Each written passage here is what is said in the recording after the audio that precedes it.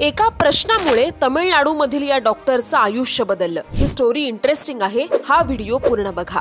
ही गोष्ट आहे मदुराईतील डॉक्टर चंद्रमौली स्वामीनाथन यांची। कॅनडामध्ये आयुष्यात आयुष्य घालवत होते, पण मनात सतत एक विचार सुरू होता, आपलं शिक्षण देशासाठी कसं वापरता येईल।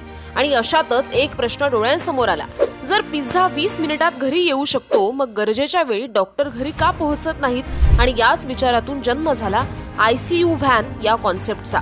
या व्हॅन मध्ये blood testing lab, ECG machine अशा सर्व सुविधा आहेत। या उपक्रमाची सुरुवात 16 सप्टेंबर 2019 रोजी झाली। पहिल्या 2 आठवड्यात डॉक्टर चंद्रमौलींना फक्त 8 रुग्ण मिळाले, पण त्याच वेळी कोविड आला आणि हीच व्हॅन प्रत्येकाच्या घरी पोहोचू लागली।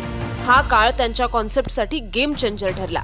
कोरोना काळात त्यांनी 700 रुग्णांवर उपचार केले आणि त्यातील रुग्ण बरा होण्याचा दर होता 99%। लोकांचा विश्वास बसू लागला आणि स्वामीनाथन यांचा फोन मिनिटाला वाजू लागला।